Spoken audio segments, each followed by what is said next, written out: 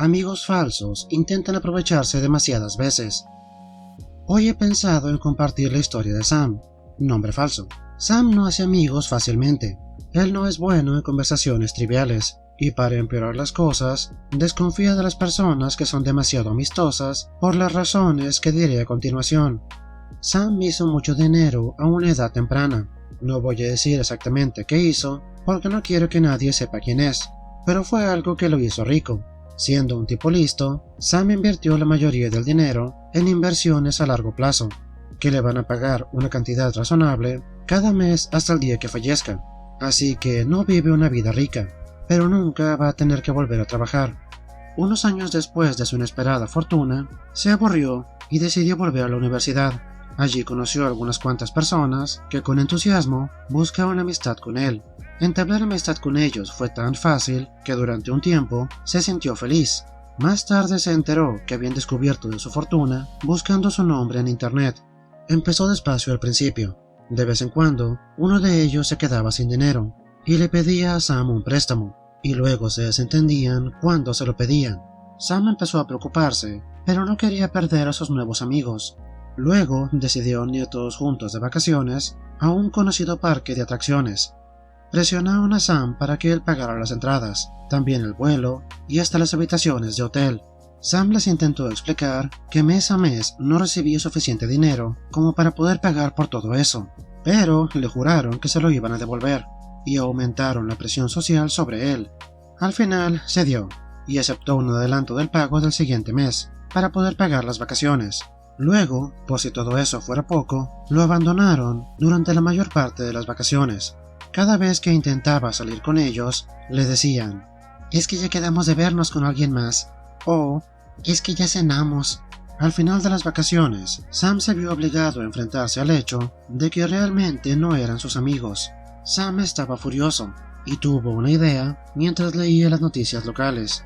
Un restaurante local había creado un plato que valía $1000. Era más que nada un truco de publicidad, pero Sam comprendió que sus amigos lo veían como un boleto a la vida rica. Sam empezó a asegurarse que sus amigos vieran varias menciones de este plato sobrevalorado varias veces al día. Al final funcionó, y empezaron a sugerirle que fueran todos a probar ese plato. Sam les dejó en claro que todavía estaba pagando por las vacaciones, y que aunque podía juntar suficiente dinero para comprarla para sí mismo, no podría pagar la cena de todos. Todos dijeron que lo entendían, aunque parecían un poco preocupados. Nunca les oyó decirlo, pero Sam sabía que confundían ser un millonario con tener $1.000.000 en la cuenta corriente. El día de la cena llegó, y todos pidieron el plato de $1000. El gerente del restaurante salió y les preguntó si estaban seguros de que tenían suficiente dinero para pagar por la comida. Cada uno de ellos confirmó que tenía el dinero, y estaban dispuestos a pagar. Sam no recuerda que tenía la comida, pero dice que estaba salada y viscosa, como papas fritas empapadas en agua. A medida que llegaban al final de la comida, los amigos parecían cada vez más nerviosos. Al final de la comida, cada uno de ellos dio sus tarjetas de débito. La tarjeta de Sam fue aprobada, pero todas las demás declinaron. Se dirigieron a Sam diciendo cosas como: «No sé por qué fue rechazada mi tarjeta. ¿Nos puedes ayudar?». Uno de ellos simplemente le pasó la cuenta a Sam con una sonrisa engreída. Sam respondió honestamente. Les dijo: «No tengo suficiente dinero en mi cuenta corriente como para cubrir sus cuentas». Sam se levantó y se empezó a ir. Uno de ellos le gritó: «No nos puedes dejar así». Y Sam le respondió: «Hice algunos planes para reunirme con otras personas». Sam se marchó, porque no quería que nadie más intentara hacerle pagar sus comidas. Después se enteró que el gerente había llamado a la policía. Los amigos no fueron arrestados, pero se presentó un informe policial y tuvieron que ir a juicio. Tuvieron que pagar la cuenta al restaurante y también una enorme multa.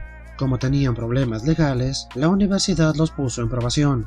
Lo mejor de todo fue que Sam le dijo a la mayor cantidad de gente posible que habían intentado escapar dejándolo con la cuenta, y que ese era el delito por el cual estaban en juicio, y por el cual la escuela los había puesto en probación. Sam pensó que la mayoría de la gente no querría escuchar toda la historia, y se avergonzaba de haberse dejado engañar, así que la simplificó y dio a entender que simplemente habían intentado escabullirse de un restaurante. Para sus compañeros universitarios, esto era suficiente para convertirlos en parias. $1,000 por un solo platillo. ¿Saben cuántos son $1,000? Son 17,000 pesos. ¿Saben cuánta comida se pueden comprar con ese dinero? Googleé platillos de $1,000 y no sé ustedes, pero ninguno se ve que valga esa cantidad.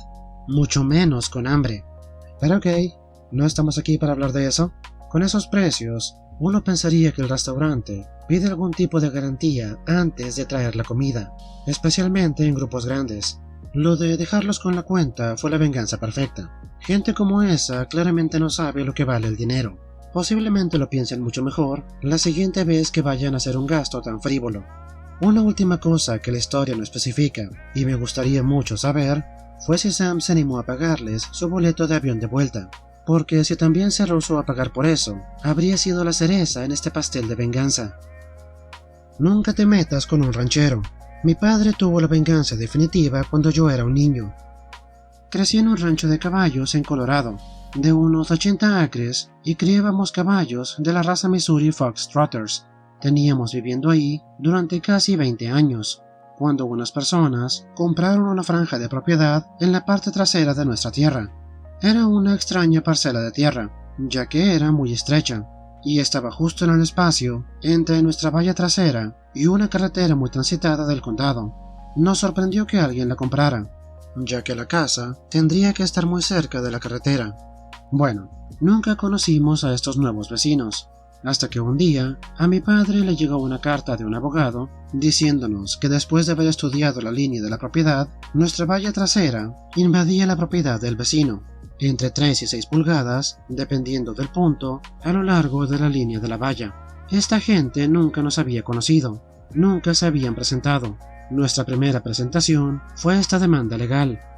Mi padre era un hombre de bien, muy amable, pero también tenía un carácter fuerte.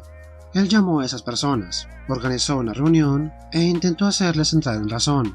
En primer lugar, ¿realmente importaban tanto entre 10 y 15 centímetros? ¿Y por qué no habían acudido a nosotros para hablarlo? Incluso les propuso varios compromisos. Esta gente se mostró hostil desde el primer momento. Le exigieron que moviera la valla inmediatamente o lo iban a demandar. Al parecer, la ley establecía que tenían que poner su casa a una distancia específica de nuestra valla, y cuando la construyeran, ellos querían alejarla lo más posible de la carretera, así que ellos querían con todas sus fuerzas esos 15 centímetros. Todavía recuerdo cuando mi padre llegó a casa después de esa reunión, colgó su sombrero, sacudió la cabeza y luego le dijo a mi madre de forma pausada: «Bueno, parece que tenemos al tipo de vecinos que nunca querrías tener. Nos demandaron y ganaron. Nos obligaron a mover la valla en 2 semanas. Digo nos, porque yo era la mano de obra esclava gratuita, como lo son todos los niños de granja con ese tipo de cosas. Todo el material para poner la valla y el tiempo fue un gran coste para mi familia, pero terminamos el trabajo a principios de la primavera. Aquí es donde empieza la diversión. Los nuevos vecinos empezaron a trabajar y construyeron durante todo el final del invierno, hasta principios de la primavera. El fin de semana siguiente, después de que se mudaron a su nueva casa, mi padre me sacó de la cama y fuimos en su camioneta a la ciudad, específicamente al aserradero. Yo me quedé muy perplejo mientras cargábamos un montón de material de cercado y de construcción. No teníamos ningún proyecto pendiente que yo supiera, y no dejaba de preguntarle a mi padre qué era, pero él solo se limitaba a decirme que esperara y que ya lo vería, mientras él tenía una sonrisa diabólica en la cara. Construimos un corral y un pequeño recinto muy cerca del límite trasero de nuestra propiedad, justo detrás de la nueva y reluciente casa de nuestro vecino. Al día siguiente, uno de nuestros amigos granjeros entregó media docena de cerdos a su nuevo hogar. Mi padre insistía en alimentar a esos cerdos con todo lo que sobraba de la mesa y todas las cosas que normalmente irían al compostador, así como una buena cantidad de comida equilibrada para cerdos para mantenerlos sanos. Puede que no sepan esto, pero el aroma del excremento de un cerdo está directamente relacionado con lo que comen y con su corral. Las sobras de mesa hacen que huelan mal, y quiero decir realmente mal. Conducía un todoterreno hasta su corral todos los días para cuidar de ellos, y en un mes, a mitad del camino, olía tan mal que mis ojos empezaban a lagrimear. Además de eso, Cuando limpiábamos el corral con la excavadora, empujábamos la pila de porquería justo al lado del corral. No puedo ni imaginarme la peste que sentía el vecino viviendo en esa casa. Los vecinos, por supuesto, enloquecieron, y de nuevo, sin siquiera intentar hablar con nosotros primero, fueron por la vía legal. Esta vez perdieron. La zona era agrícola, y mi padre había hecho su tarea para asegurarse que no estaba quebrando la ley, ni ninguna otra normativa. Los cerdos estaban lo bastante lejos de nosotros y de los otros vecinos como para no molestar a nadie más, salvo a las personas que queríamos que molestaran. Llegó el otoño y luego el invierno. Vendimos los cerdos al matadero. Mi padre apiló un montón de material de construcción junto al corral, y cuando el vecino salió a gritarle, mi padre le avisó que en la primavera iban a ampliar este negocio tan exitoso. Los nuevos vecinos vendieron su casa en enero, cuando el suelo estaba helado y los nuevos dueños no podrían oler el corral. Sin embargo, en cuanto se fueron los viejos vecinos, derribamos el recinto, esparcimos la suciedad por el heno y los nuevos vecinos no olieron nada malo cuando llegó la primavera. También eran excelentes vecinos y siguen siendo amigos de toda la vida. Nunca te metas con un ranchero. Edith, ya que me han hecho esta pregunta un montón de veces, esto es lo que mi padre le propuso al vecino, después de recibir la carta para mover la valla, pero antes de que termináramos en la corte. Mi padre realmente quería cultivar una buena relación con su nuevo vecino, a pesar de haber empezado con un mal pie.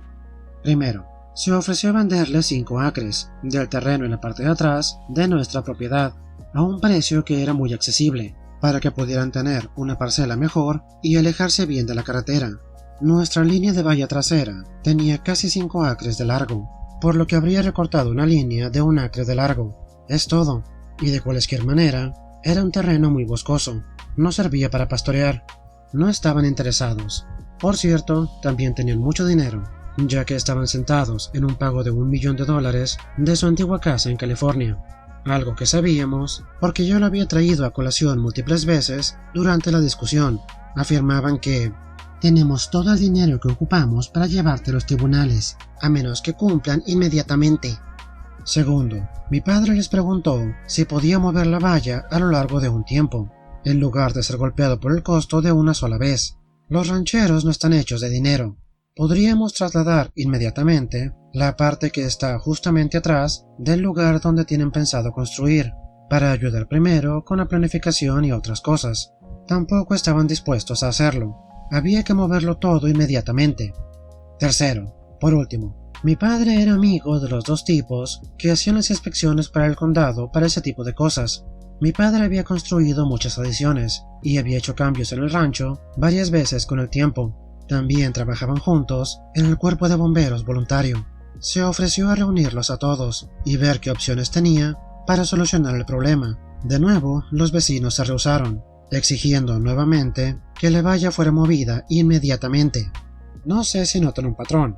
Mi padre también lo vio. Hay personas que no se pueden complacer, de modo que mi padre dejó que nos llevaran a juicio. Más tarde me enteré que estaba aprovechando el tiempo para ahorrar algún dinero, ya que se dio cuenta que iba a tener que mover la valla, y eso era muy caro, y además esperaba que el vecino no fuera tan lejos y llegara a un acuerdo con él en lugar de tener que gastar tanto. Y además sé que mi padre se puso en contacto con los vecinos unas cuantas veces más antes de ir a juicio. Ope, tu padre es un hombre muy razonable. Desafortunadamente, la razón no sirve de nada cuando estás lidiando con gente estúpida.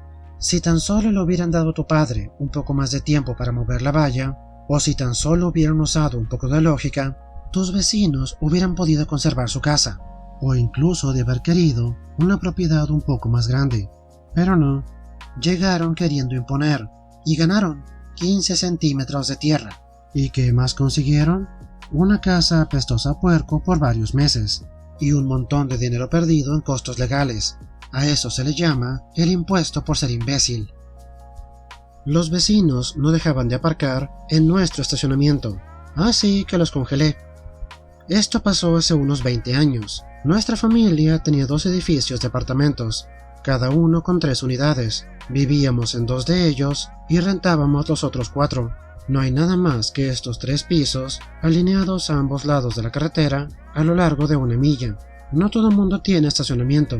En las calles laterales hay casas y muy poco estacionamiento en la calle. Teníamos más terreno que la mayoría de las unidades, ya que también era nuestra casa, de tal modo que teníamos aparcamiento para unos 16 coches. Literalmente todo estuvo bien por décadas. Entonces empezaron a aparecer coches en nuestro aparcamiento, y sabíamos que no pertenecían a nuestros inquilinos. Un día bloqueé a uno. Cuando salí, vi al imbécil atravesar los arbustos y cruzando el patio en su auto para salir.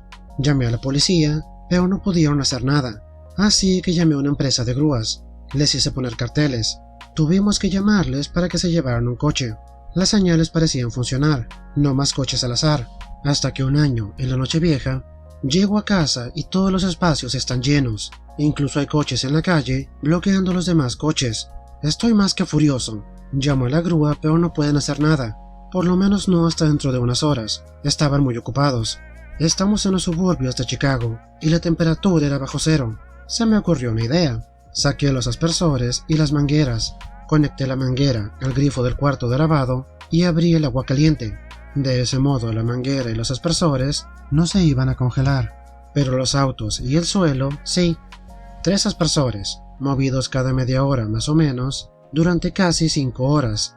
Cada coche, cada centímetro cuadrado de aparcamiento, la calle debajo de los coches, todo estaba cubierto de hielo.